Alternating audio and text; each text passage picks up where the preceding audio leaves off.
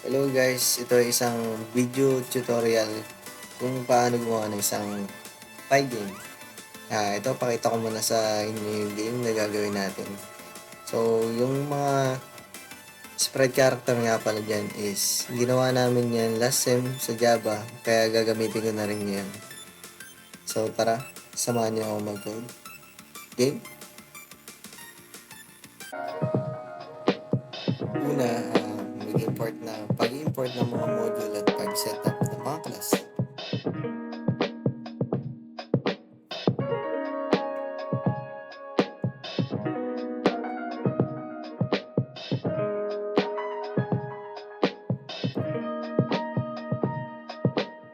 Sunod naman ay gagawa tayo ng isang class, player.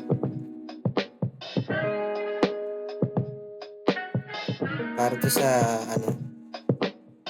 sa player or yung tumatakbo.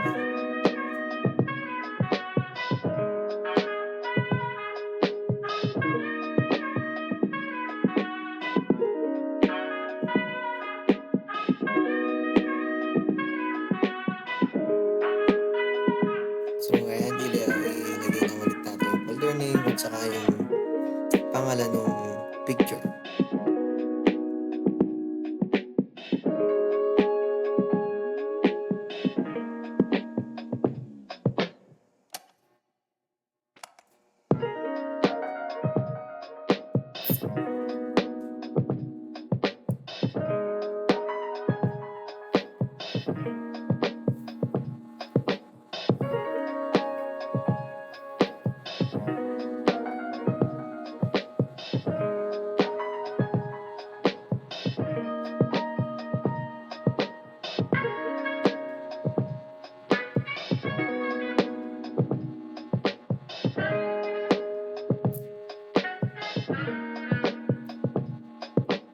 Next is player input method, yung kasunod na gagawin natin after nito.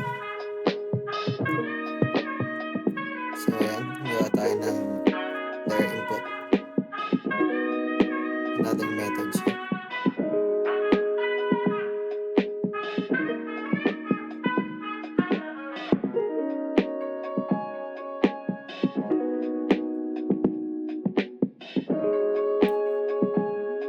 Next is another method delete.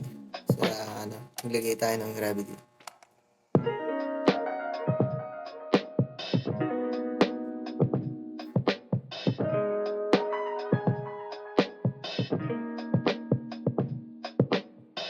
Next nito is animation gravity method naman.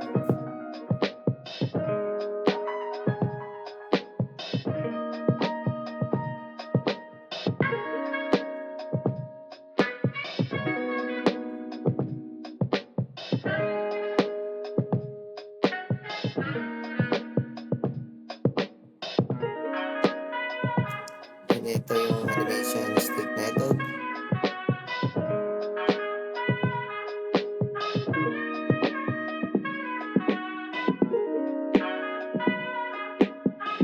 Next is para sa update method, another method.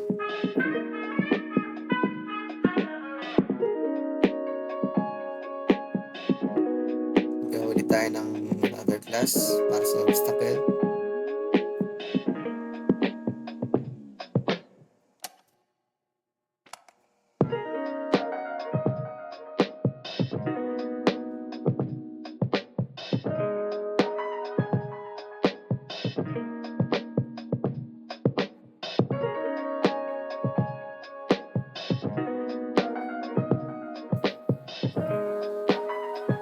So yan, para to sa fly sprite natin. Naka-if else statement siya. And then para naman dun sa snake, same lang siya.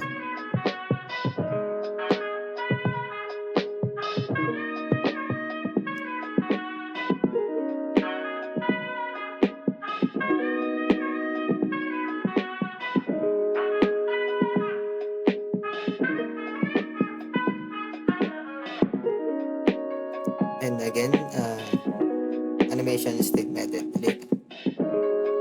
Then update method.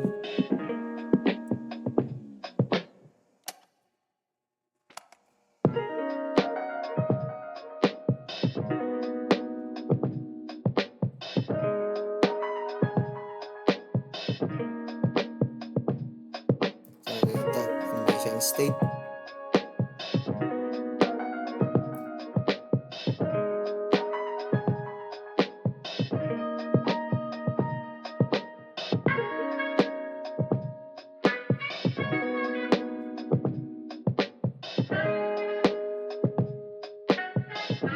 And update method, another method ulit.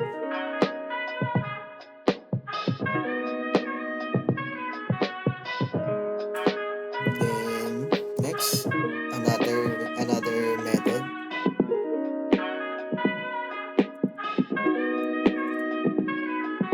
Para sa functions. Sa pagdi-display niya ng smart pag-handle ng obstacle movement.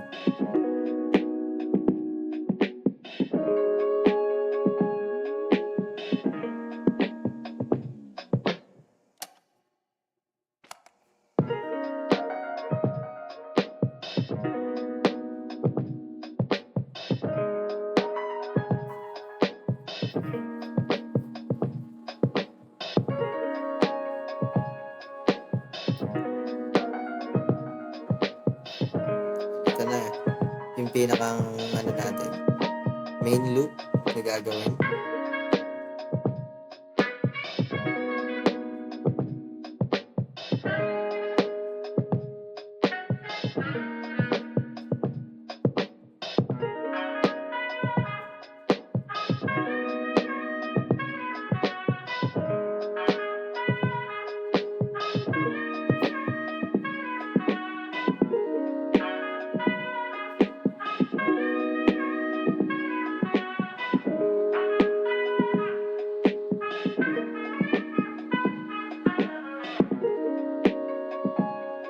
Another method.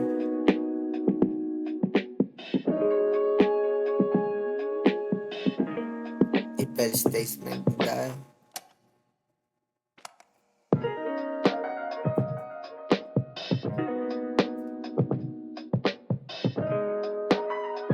Another method ulit.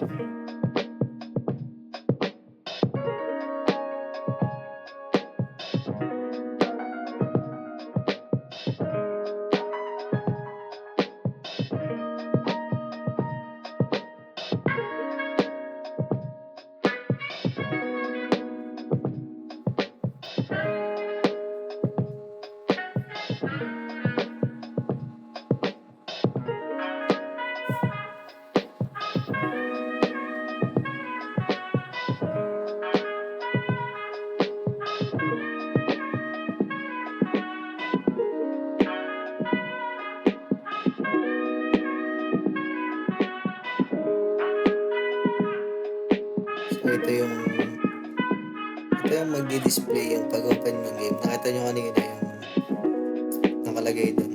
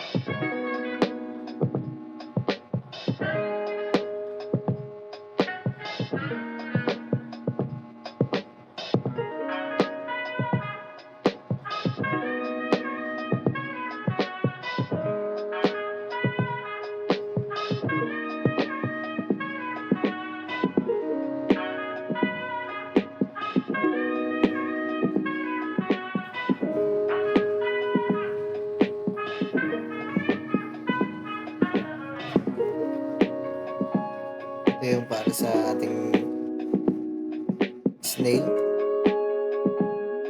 Make sure lang na tama yung folder name na ilalagay nyo. at yung pangalan ng picture.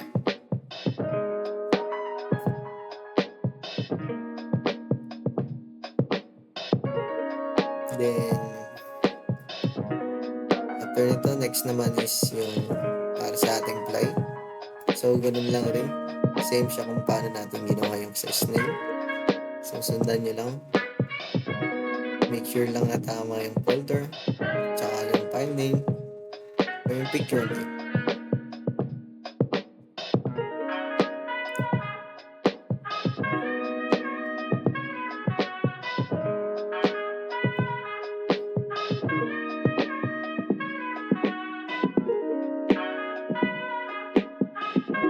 Next naman is yung para sa player naman. So ganun lang rin, same siya ng ginawa natin dun sa groups. Para sa sky, sa ground natin, sa slime, sa fly, and then eto, yung player.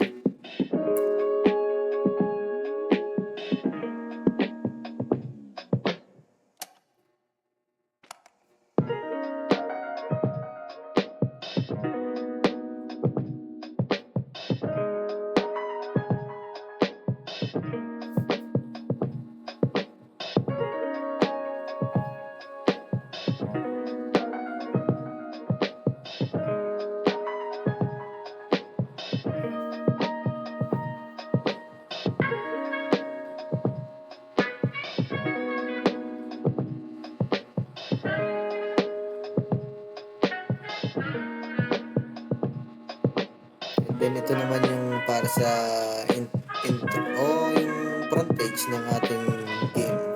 Unang-una yung makikita.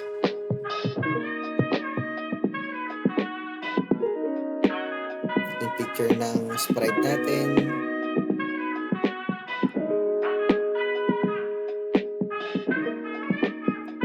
Kung saan siya nakalagay.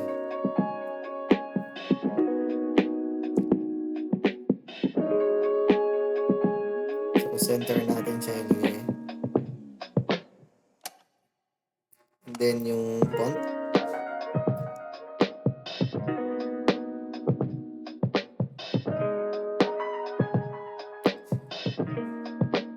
Sa center din natin siya ilalagay. Then another font. Press space to run. So ganun lang din, same.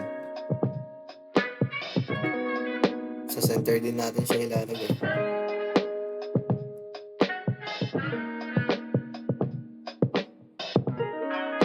Ito na yung timer.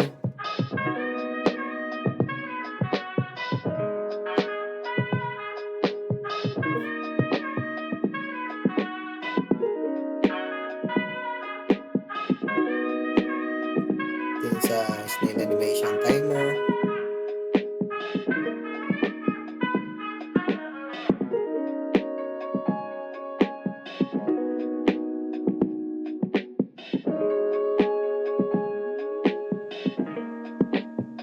Din sa atin namang fly animation timer.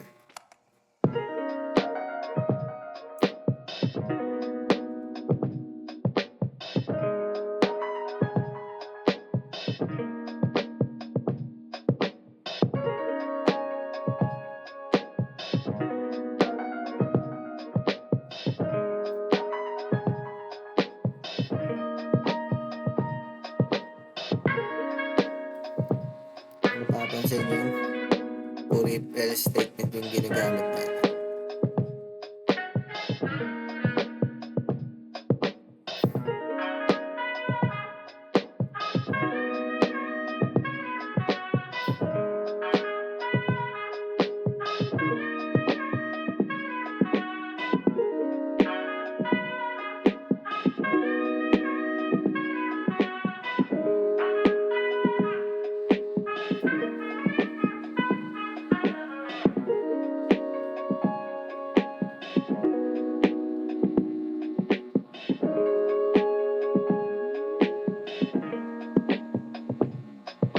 Yan, ito yung paglabas ng fly and snail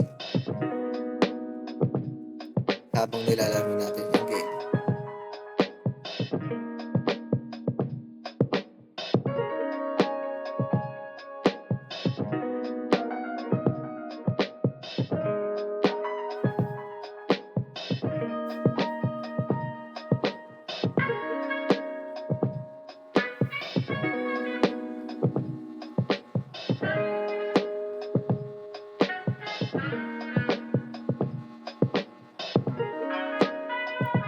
bali itong yung last part natin. Para siya sa pag-handle ng events at pag-update ng state at pag-render ng graphics.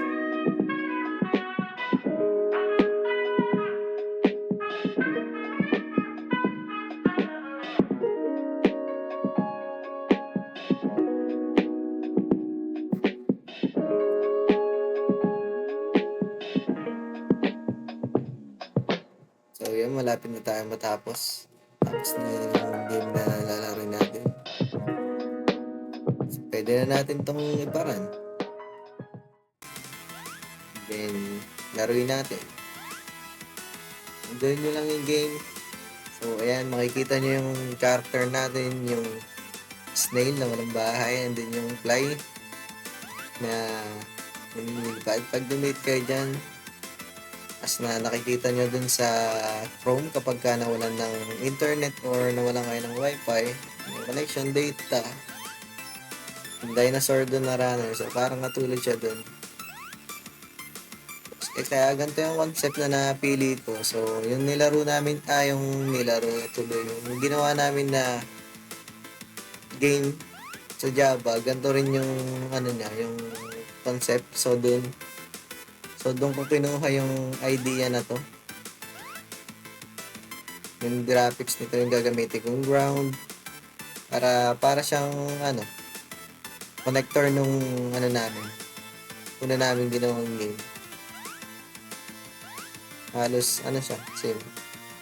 Ayan, enjoy lang sa paglalaro. Hanggang sa madel. Try natin kung ano yung best natin. Nanoodin nyo ako. Try natin kung kaya natin mag 500.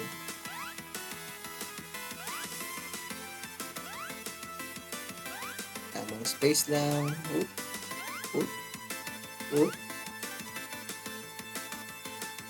Oop. Oop. Oop. Oop. Oop. Oop. Oop. So, ayan. Pwede nyo na siyang laruin. Lalo na kung halimbawa wala kang wifi sa bahay. Pwede nyo siyang i-open. May another libangan kayo. Tulad na lang, space lang, laro-laro lang. Hanggang sa nabuti ng score.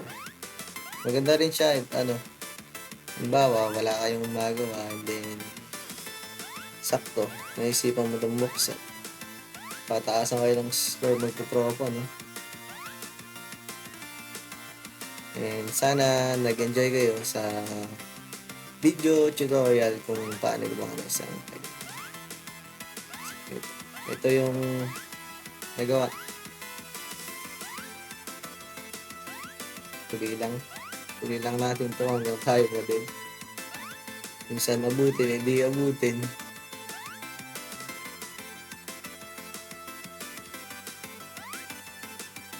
Ayan, malapit na tayo sa 200.